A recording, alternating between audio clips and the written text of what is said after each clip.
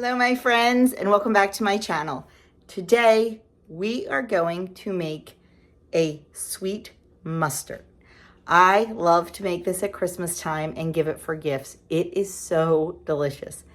It's a little bit of work, but that's okay. It's very easy. It's just a little bit, you just have to watch it. And it's a fun gift.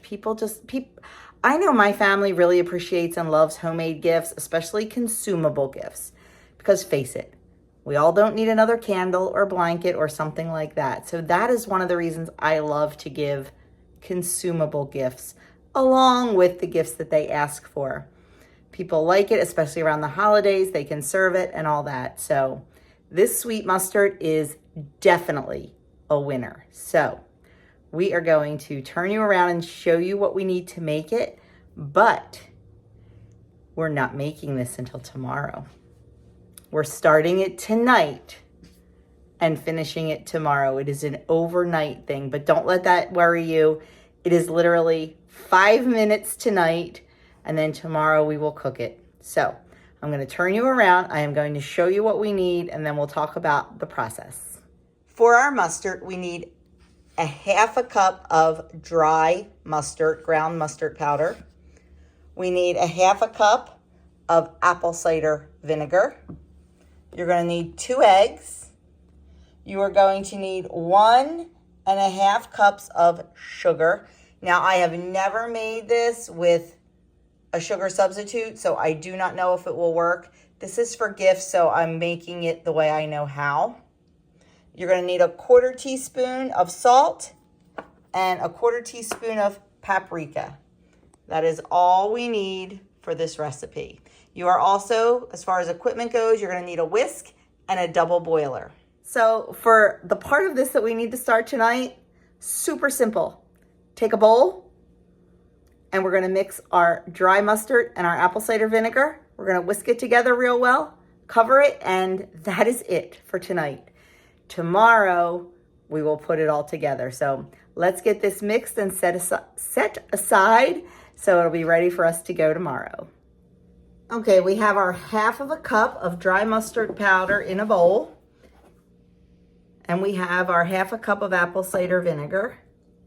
We're just gonna pour that in and we're just gonna stir it up until it is completely combined.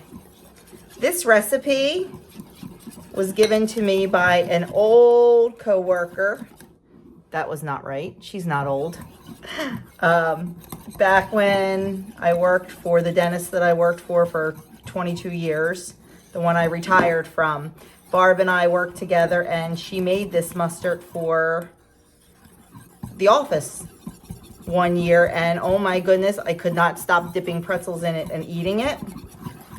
So she shared the recipe with me. And you can tell by the looks of this recipe how often I have used it. So that's all there is to it tonight. We have our apple cider and our dry mustard combined. I am just going to cover this, set it aside on the counter, and then tomorrow, after all the flavors have combined and meld, we will cook it up. So we'll see you back here tomorrow. Okay, friends, it is the next day and we have our mustard and vinegar mixture. You can see it is completely solid. All of the vinegar soaked into the mustard. That's exactly what we want, a nice paste. So now I have the top of my double boiler. If you do not have a traditional double boiler, you can absolutely use like a glass bowl over a simmering pot, something like that. Whatever you generally use will be fine. So what we're going to do in the double boiler is we are going to mix all those other ingredients that we didn't use yesterday. We're going to do 2 eggs.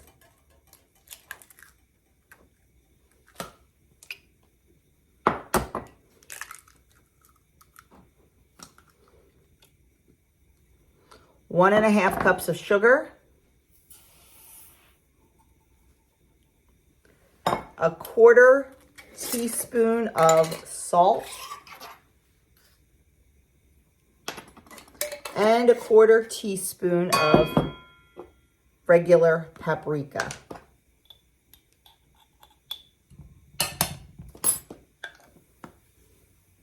Then we are going to whisk this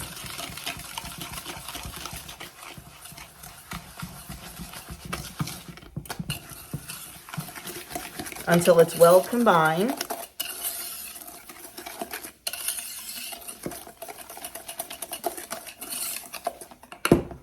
And then we are going to add in our mustard mixture.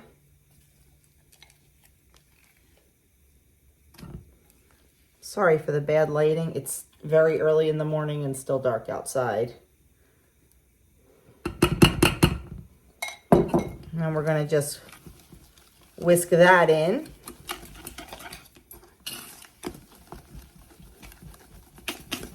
It'll be pretty thick.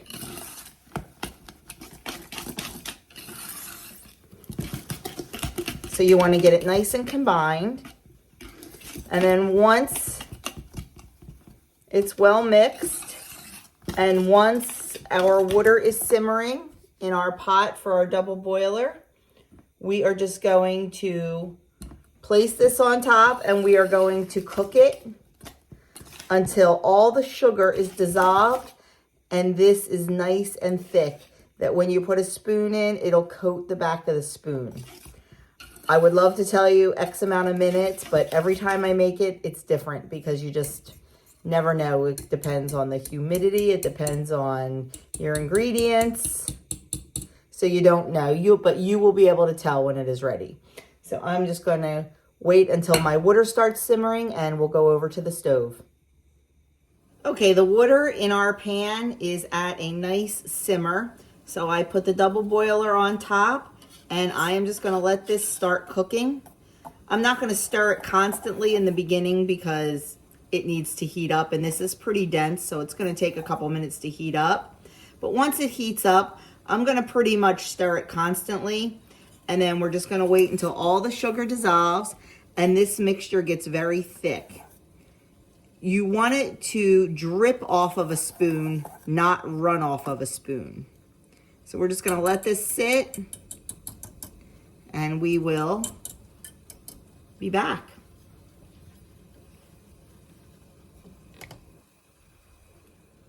Okay, we're about 7 minutes in and you can definitely see it getting a little bit thicker.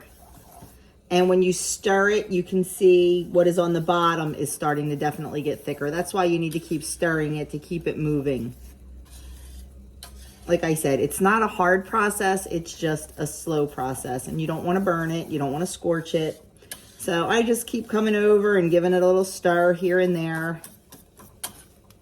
I gave it a taste, it's very good. Okay, as you can see, it is definitely getting thicker and reducing down. I think we're almost there.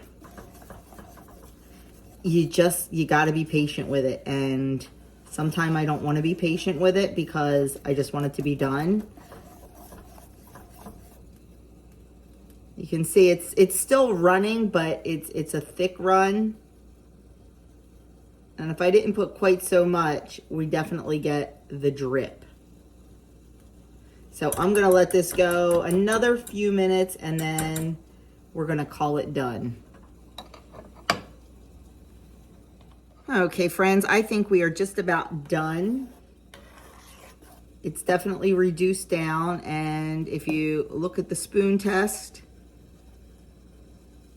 can you see that? It's dripping, not running. So what I'm going to do is I'm just going to take this off the heat. I'm going to let it cool down, and then you just package it up by storing it in a jar and in the fridge. Now, you can give this as gifts, like I said, and put it in little jars or put it all in one big jar. That is definitely your choice, but I'll show it to you when it's cooled down and ready to go.